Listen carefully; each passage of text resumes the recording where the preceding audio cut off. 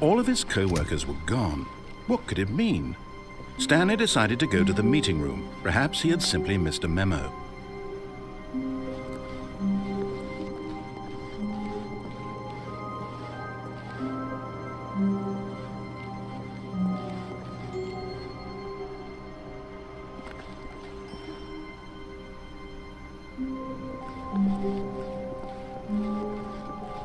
When Stanley came to a set of 2 open doors, this was not the correct way to the meeting room, and Stanley knew it perfectly well. Perhaps he wanted to stop by the employee lounge first, just to admire it. Ah, yes, truly a room worth admiring. It had really been worth the detour after all, but eager to get back to business, Stanley took the first open door on his left.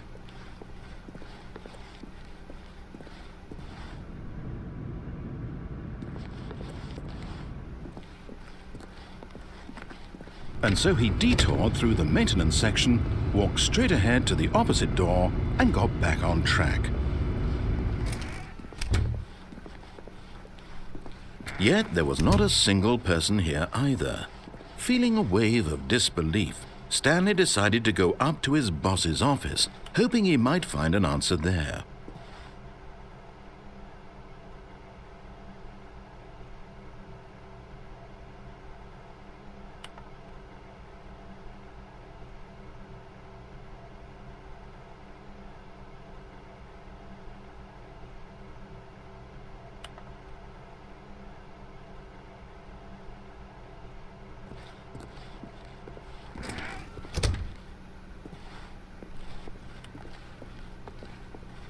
Coming to a staircase, Stanley walked upstairs to his boss's office.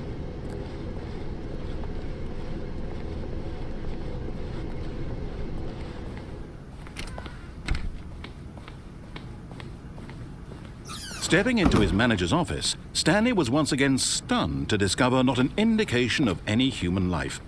Shocked, unraveled, Stanley wondered in disbelief who orchestrated this. What dark secret was being held from him? What he could not have known was that the keypad behind the boss's desk guarded the terrible truth that his boss had been keeping from him. And so the boss had assigned it an extra secret PIN number, 2845. Yet incredibly, by simply pushing random buttons on the keypad, Stanley happened to input the correct code by sheer luck. Amazing. He stepped into the newly opened passageway.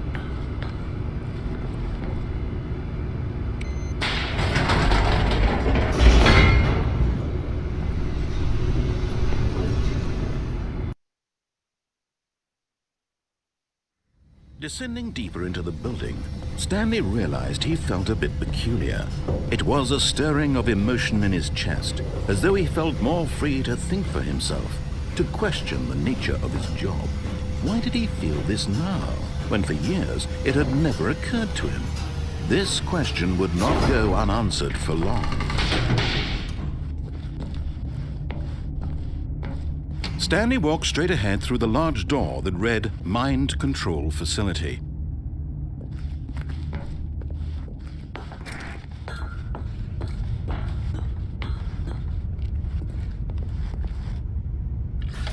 The lights rose on an enormous room packed with television screens. What horrible secret did this place hold? Stanley thought to himself. Did he have the strength to find out?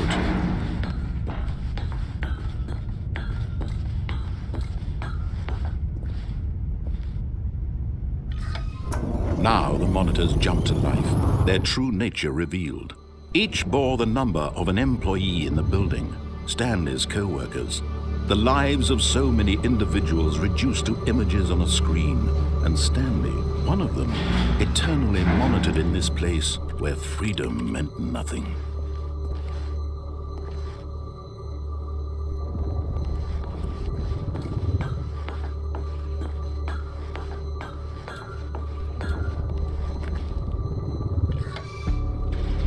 This mind control facility, it was too horrible to believe. It couldn't be true. Had Stanley really been under someone's control all this time? Was this the only reason he was happy with his boring job? That his emotions had been manipulated to accept it blindly? No. He refused to believe it. He couldn't accept it. His own life in someone else's control? Never. It was unthinkable. Wasn't it? Was it even possible? Had he truly spent his entire life utterly blind to the world?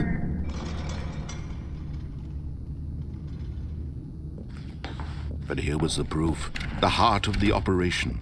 Controls labeled with emotions. Happy, or sad, or content. Walking, eating, working. All of it monitored and commanded from this very place. And as the cold reality of his past began to sink in, Stanley decided that this machinery would never again exert its terrible power over another human life. For he would dismantle the controls once and for all.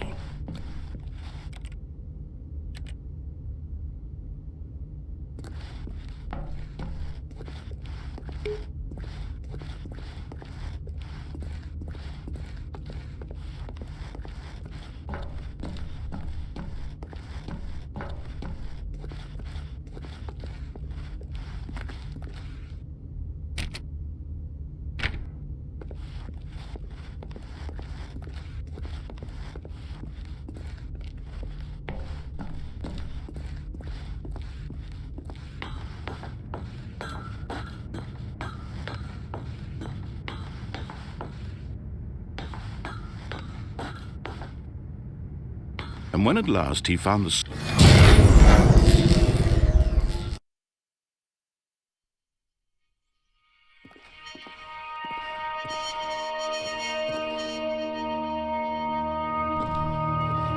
blackness and a rising chill of uncertainty. Was it over? Yes. He had won. He had defeated the machine, unshackled himself from someone else's command. Freedom was mere moments away. And yet, even as the immense door slowly opened, Stanley reflected on how many puzzles still lay unsolved. Where had his co-workers gone? How had he been freed from the machine's grasp? What other mysteries did this strange building hold? But as sunlight streamed into the chamber, he realized none of this mattered to him, for it was not knowledge or even power that he had been seeking, but happiness. Perhaps his goal had not been to understand, but to let go. No longer would anyone tell him where to go, what to do, or how to feel. Whatever life he lives, it will be his. And that was all he needed to know. It was perhaps the only thing worth knowing. Stanley stepped through the open door.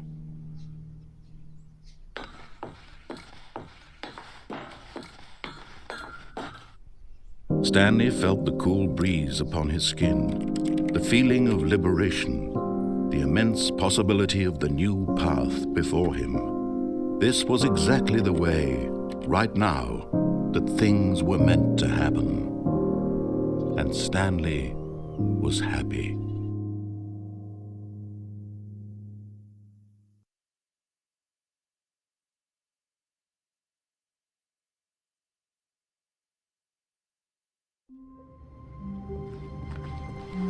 I can't wait to tell this story to my co-workers, Stanley thought. How amusing they'll find it. Oh, won't we all just laugh and laugh at the time I thought everyone had gone missing. When Stanley came to a set of 2 open doors, he entered the door on his left.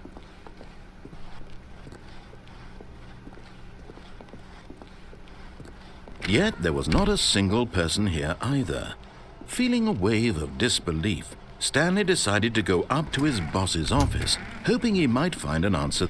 Stanley stepped into the broom closet, but there was nothing here, so he turned around and got back on track. Coming to a staircase, Stanley walked upstairs to his boss's office. But Stanley just couldn't do it. He considered the possibility of facing his boss. Admitting he had left his post during work hours, he might be fired for that. And in such a competitive economy, why had he taken that risk? All because he believed everyone had vanished? His boss would think he was crazy. And then something occurred to Stanley. Maybe, he thought to himself, maybe I am crazy. All of my co-workers blinking mysteriously out of existence in a single moment for no reason at all. None of it made any logical sense. And as Stanley pondered this, he began to make other strange observations. For example, why couldn't he see his feet when he looked down? Why did doors close automatically behind him wherever he went? And for that matter, these rooms were starting to look pretty familiar. Were they simply repeating? No, Stanley said to himself, this is all too strange. This can't be real. And at last, he came to the conclusion that had been on the tip of his tongue. He just hadn't found the words for it. "I'm dreaming!" he yelled. "This is all a dream." Oh, what a relief Stanley felt to have finally found an answer, an explanation. His co-workers weren't actually gone. He wasn't going to lose his job. He wasn't crazy after all. And he thought to himself, I suppose I'll wake up soon. I'll have to go back to my boring real-life job pushing buttons. I may as well enjoy this while I'm still lucid. So he imagined himself flying and began to gently float above the ground. Then he imagined himself soaring through space on a magical starfield, and it too appeared. It was so much fun, and Stanley marveled that he had still not woken up. How was he remaining so lucid? And then perhaps the strangest question of them all entered Stanley's head. One he was amazed he hadn't asked himself sooner. Why is there a voice in my head dictating everything that I'm doing and thinking? Now the voice was describing itself being considered by Stanley, who found it particularly strange. I'm dreaming about a voice describing me, thinking about how it's describing my thoughts, he thought. And while he thought it all very odd and wondered if this voice spoke to all people in their dreams, the truth was that, of course, this was not a dream. How could it be? Was Stanley simply deceiving himself, believing that if he's asleep, he doesn't have to take responsibility for himself? Stanley is as awake right now as he's ever been in his life. Now, hearing the voice speak these words was quite a shock to Stanley. After all, he knew for certain, beyond a doubt, that this was in fact a dream. Did the voice not see him float and make the magical stars just a moment ago? How else would the voice explain all that? This voice was a part of himself too. Surely, if he could just... He would prove it. He would prove that he was in control, that this was a dream. So he closed his eyes gently, and he invited himself to wake up. He felt the cool weight of the blanket on his skin, the press of the mattress on his back, the fresh air of a world outside this one. Let me wake up, he thought to himself. I'm through with this dream. I wish it to be over. Let me go back to my job. Let me continue pushing the buttons. Please, it's all I want. I want my apartment and my wife and my job. All I want is my life exactly the way it's always been. My life is normal. I am normal. Everything will be fine. I am okay.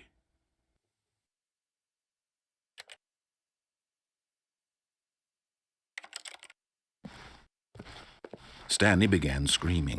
Please, someone, wake me up. My name is Stanley. I have a boss. I have an office. I am real. Please, just someone tell me I am real. I must be real. I must be. Can anyone hear my voice? Who am I? Who am I? And everything went black.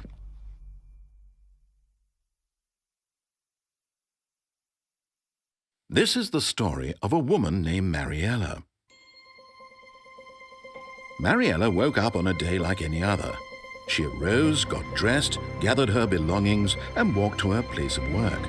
But on this particular day, her walk was interrupted by the body of a man who had stumbled through town talking and screaming to himself, and then collapsed dead on the sidewalk. And although she would soon turn to go call for an ambulance, for just a few brief moments she considered the strange man. He was obviously crazy. This much she knew. Everyone knows what crazy people look like. And in that moment, she thought to herself how lucky she was to be normal. I am sane. I am in control of my mind. I know what is real and what isn't. It was comforting to think this, and in a certain way, seeing this man made her feel better.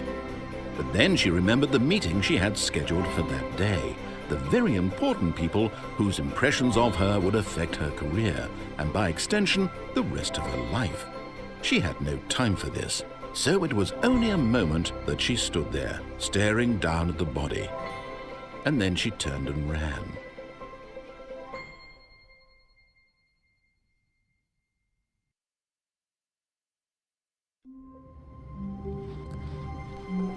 Stanley had never seen the office this brightly lit. Was it a sign of something?